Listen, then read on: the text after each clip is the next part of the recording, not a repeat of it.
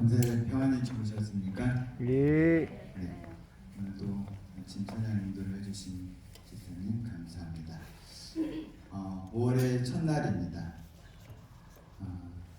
가장 좋은 계절이 들어왔죠? 예. 이 좋은 계절에 행복한 일 가득한 한 달, 또 행복한 일이 가득한 한 주일 되기를 간절히 기도합니다. 아멘. 아울러 5월이면 감사의 달입니다.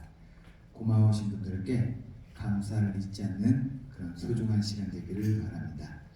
금일 말씀의 범위는 역대상 1장부터 3장까지입니다. 제가 지난번 말씀 시간에 말씀드렸듯이 저는 이제 매일 성경 통독부에 따라서 이렇게 말씀을 하도록 하겠습니다. 역대상 1장의 내용은 아담에서 홍수 이전까지 족보, 홍수 이후부터 아브라함까지의 족보, 아브라함에서 야곱까지 후손들의 족보, 에서와 세일의 후손들, 에돔의 왕들입니다. 2장에는 야곱의 아들들, 유다에서 다윗까지 족보, 유다 지파의 족보입니다. 3장에는 헤브론에서 다윗의 아들들, 예루살렘에서 다윗의 아들들입니다. 솔로몬에서 시드기야까지 족보, 그 다음에 여호와긴의 아들이 이렇게 나옵니다. 이 역대기를 시작하면서 계속해서 1장에서 9장까지는 이스라엘의 족보가 등장을 합니다. 아마 성경을 읽으면서 가장 잠이 잘 오는 부분이 아닐까 싶은 생각이 듭니다. 이 역대기는 언약의 백성인 이스라엘 백성들의 족보를 먼저 소개하면서 하나님의 언약이 이스라엘 민족에게 계속해서 계승되고 있다는 사실과 이스라엘은 하나님께서 선택하신 민족이라는 선민 사상을 고취시켜주고 있습니다. 이 1장 9장까지 족보는 단순히 지루하게 인명의 나열이 아니라 언약 백성의 정통성과 그 다음에 연속성을 보여줌으로써 구속사적 시각을 독자들에게 깨우쳐주는 역할을 하고 있습니다. 성경에는 여러 곳에 족보가 등장합니다. 대표적인 족보가 창세기 5장, 10장, 11장에 등장하고요. 또 역대상 1장에서부터 9장까지 등장합니다. 또 어디에 나올까요? 네, 마태복음 1장에 나오고요. 또 한 군데 더 나옵니다. 어딜까요? 네, 누가복음 3장에 이렇게 등장을 합니다. 그러면 성경에서 왜 이렇게 여러 곳에 족보가 등장할까 합니다. 자, 성경에 족보가 등장하는 여러 가지 이유가 있는데 대표적인 거 세 가지만 살펴보도록 하겠습니다. 첫 번째, 성경에 족보가 이렇게 많이 등장하는 이유는 성경에 기록된 족보들은 사람들의 실명과 그들의 나이까지 이렇게 등장하잖아요. 명확하게 기록함으로써 성경의 기록이 허구가 아니라 역사적인 사실임을 강조하는 것입니다. 두 번째로, 고대로부터 저자가 살던 시대까지 연속성을 보여주므로 과거로부터 현재까지 연결을 확고히 합니다. 또 선조들의 삶이 현재를 살아가는 저자의 시대와 결코 무관하지 않음을 보여준다는 것입니다. 세 번째로, 인간이 연약함과 죄로 인한 저주의 비극적인 결과로 저주가 뒤이어 등장한 세대들에게 끼친 치명적인 결과를 기억하게 하는 기능을 합니다. 즉 선조들의 죄된 삶이 후대들에게 어떻게 영향을 끼쳤는지 족보를 통해서 알 수 있다는 것입니다. 이 1장에 보면 24절부터 27절까지 노아의 아들인 셈에서 아브라함까지 족보가 나옵니다. 그런데 이 셈의 후손을 이미 17절부터 23절까지 소개했음에도 불구하고 다시 반복해서 소개하는 이유는 노아의 세 아들 중에 오직 셈의 후손만이 하나님의 주권과 은혜로 선택받은 백성임을 강조하기 위해서입니다.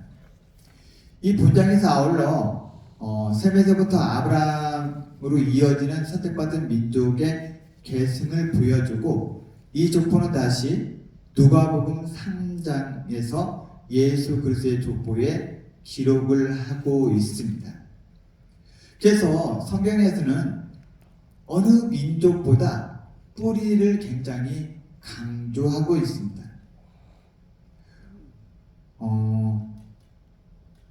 이렇게 족보를 자주 이렇게 등장시키는 이유 중에 하나는 뭐라는 것입니까? 뼈대 있는 집안이라는 것입니다. 흔히 우리나라에서 족보를 많이 따집니다. 요즘에는 뭐 많이 덜 따지기도 하지만 어르신들이 저에게 누구냐고 물으면 제가 대답을 어떻게 해야 될까요? 이렇게 대답을 해야 정상입니다. 저는 담양정시 내은공파 몇대손 전승배입니다. 이렇게 대답을 해야 어르신들 봤을 때는 뭐예요? 얘가 좀 집에서 뭐 좀 받았다? 가정교육을 좀 받았네. 이렇게 생각을 합니다. 제 이름이 족보에 승배로 올라간 이유는 또 저희 집안에 이렇게 제 학렬 때 돌림자가 대자이기 때문에 그렇습니다. 이 족보를 중요하게 여기는 사람들은 장명을 할 때 어떻게 해요? 학렬을 따집니다. 그래서 흔히 이름의 이 돌림자가 어떤 것을 사용하냐에 따라서 또 뭐를 따져요? 차선을 따집니다. 그래서 종종 이렇게 돌림자가 높은 대수이면 어떻게 돼요? 나이가 어림에도 불구하고 또 어른들이 시계 이렇게 또 하면서 이렇게 존댓말을 하는 것을 볼 수가 있습니다. 이처럼 우리나라에서는 족보를 가지고 소속과 이하래를 따지려고 하지만 성경의 족보는 그 목적이 이런 이하래와 소속을 따지려고 하는 것이 아니라 구속사의 주류에 속했느냐 아니냐인 것입니다. 오늘은 본문에서 등장하는 여러 인물들이 있지만 제가 에서를 살펴보려고 했습니다. 그런데 지난주에 또 우리 한영석 목사님이 에서에 관하여 이렇게 언급을 했기 때문에 저는 4장에 등장하는 생소한 인물에 대해서 좀 말씀을 드리고자 합니다.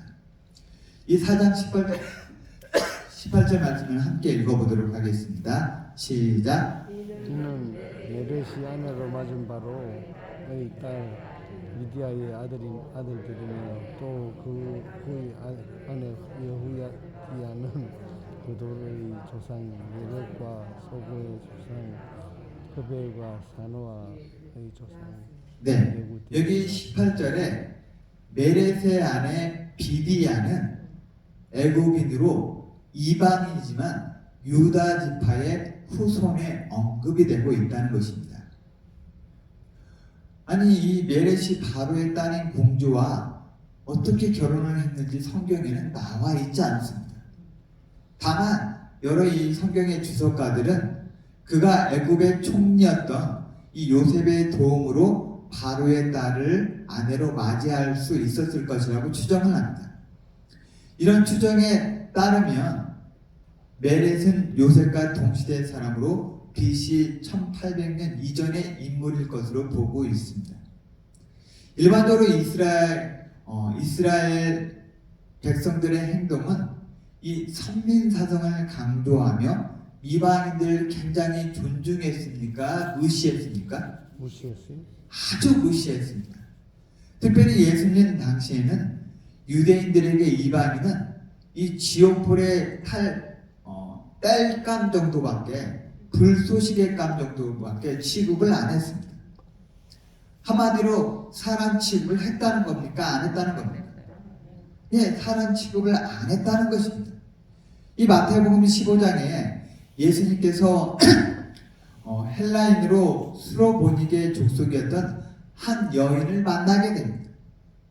이 여인이 찾아와서 예수님께 자기 딸의 귀신이 들렸는데 제발 좀 고쳐달라고 간곡하게 엎드려서 간청을 했습니다. 근데 예수님께서 아주 쌀쌀맞게 이런 대답을 하셨어요. 한번 읽어보실까요? 시작. 대답하여 이르시되 자녀의 떡을 취하여 개들에게 던짐이 마땅하지 아니하니라. 여자가 이르되 좋소이다마는 개들도 주인의 상에서 떨어지는 부스러기를 먹나이다 하니. 네, 자녀의 떡을 취하여 개에게 던지는 것이 옳지 않다고 이야기함으로써 이 찾아온 여인을 무슨 취급을 한 거예요? 네, 개 취급을 한 겁니다.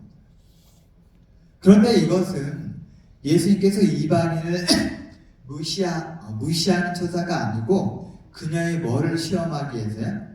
믿음을 시험하기 위해서 이렇게 한 것입니다.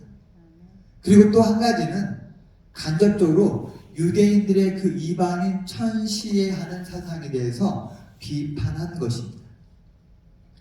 이만큼 유대인들은 이방인에 대하여 편견과 아주 강한 차별적인 사상을 가지고 있었습니다. 그러나 유대인들의 정서와 달리 성경은 언약의 후손의 정통성이 그 육신적인 혈통에 있는 것이 아니라 바로의 딸 비디아를 유대인의 족보에 등장시킴으로써 뭐에 있다? 믿음에 있다는 것을 보여주고 있다는 것입니다. 이와 동일하게 마태복음 1장에도 예수님의 족보에 두 여인이 등장을 합니다. 살몬은 나합에게서 보아스를 낳고 보아스는 루덱에서 오벳을 낳고 오벳은 이세를 낳고 나합이 누굽니까? 여리고에 살았던 기생이었습니다. 룻은 또 누구일까요? 모압 여자였습니다. 이 라합의 경우 이방인에다가 그가 종사했던 일마다도 정말 평범하지 않았던 여자였습니다. 그리고 룻도 모압의 여성이었습니다. 이 유대인 관점에서 보면 절대로 유대인 족보에 낄 수 있습니까? 없습니까? 없어요. 네, 절대로 낄 수 없습니다. 그럼에도 불구하고 성경은 이들을 족보에 기록하고 있다는 것입니다. 유대인들이 이방인을 지옥분의 불쏘시개감 정도로밖에 여기지 않았다 할지라도 믿음의 결본은 혈통이 아니라 하나님에 대한 믿음의 유무에 있다는 사실을 보여준다는 것입니다. 로마서에서 사도 바울은 이렇게 말씀하고 있습니다. 함께 읽어보도록 하겠습니다. 시작. 그에게 의로 여겨졌다 기록된 것은 아브라함만 이한 것이 아니요 의로 여기심을 받은 우리도 이함이니 곧 예수 주를 죽은 자 가운데서 살리신 이를 믿는 자니라. 결국 성경에 나오는 족보들이 혈통적 족보의 성격도 띠고 있기는 하지만 결론은 믿음의 족보라는 것입니다. 믿음의 족보이기에 당당하게 애굽인이었던 비디아도 라합도 룻도 등장할 수 있는 것입니다. 현재를 살아가는 우리도 원래는 다 같은 누구예요? 이방인이지만 감히 이 믿음의 족보에 당당하게 믿음으로 이름을 올릴 수 있다는 것입니다. 어느 조직이나 단체이든지 간에 주류와 비주류가 있습니다. 요즘에 신조어 중에 이 아싸와 인싸라는 말이 있습니다. 혹시 여러분들 잘 아십니까? 조금 유행이 지났는지도 모르겠습니다. 이 이스라엘 백성들에게 이방인은 뭐와 같을 걸까요? 아싸와 같은 존재인 것입니다. 그러나 하나님 입장에서는 믿음을 갖고 주님을 받아들인다면 혈통에 관계없이 누구나 아싸인 존재를 뭐예요? 인싸인 존재로 인정해 주신다는 것입니다. 이게 바로 다름 아닌 하나님의 친인 것입니다. 죄인이 저희들을 죄 없게 하시고 뭐예요? 하나님의 자녀 삼아 주신다는 사실인 것입니다. 아싸인 존재를 인사인 존재로 불러주시고 인정해 주시는 그 하나님의 은혜로 인하여 감사하는 하루가 되시기를 간절히 소망합니다. 아멘. 오늘 말씀에 대한 적용입니다. 첫 번째, 나는 과거 믿음의 조상들처럼 언약 백성의 족보에 내 이름이 들어가 있습니까? 두 번째,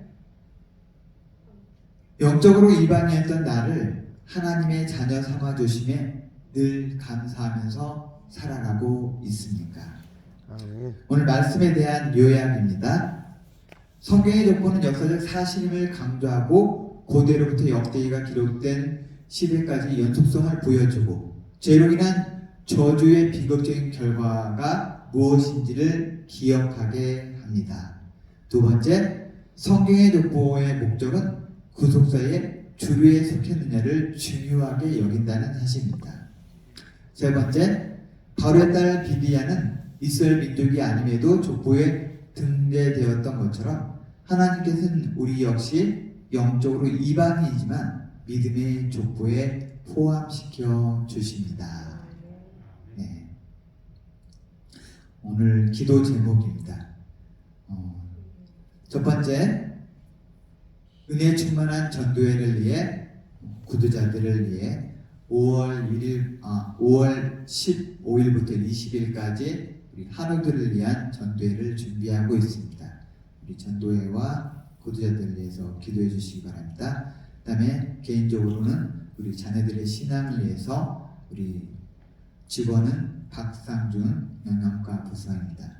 그 다음에 부서는 차량계입니다. 그 다음에 병실은 210호이고요. 그 다음에 병원은 6월 19일과 20일에 기간평가를 받게 됩니다. 한국연합회에 기간평가를 받게 되는데 이 기간평가 준비를 위해서 기도해 주시면 감사하겠습니다. 네, 기도하도록 하겠습니다. 사랑해 주님, 새로운 5월을 맞게 하시니 감사합니다. 5월에도 주님께서 함께 해주시고 늘 동행하는 5월이 되게 하옵소서. 성경에 나타난 족보를 통하여 믿음의 계보의 중요성을 깨닫게 하시니 감사합니다. 아멘. 아싸 같은 저희들을 주님의 자녀로 인정해 주심을 인하여 감사드리며 오늘 하루도 주님의 은혜 가운데 살게 하옵소서. 아멘. 다가오는 한우 전도에 함께 해주시고 육신적 질병으로 신음하는 한우들의 간절한 기도에 응답하여 주시옵소서. 우리의 구원이 되시는 예수님 이름으로 간절히 기도드립니다. 아멘.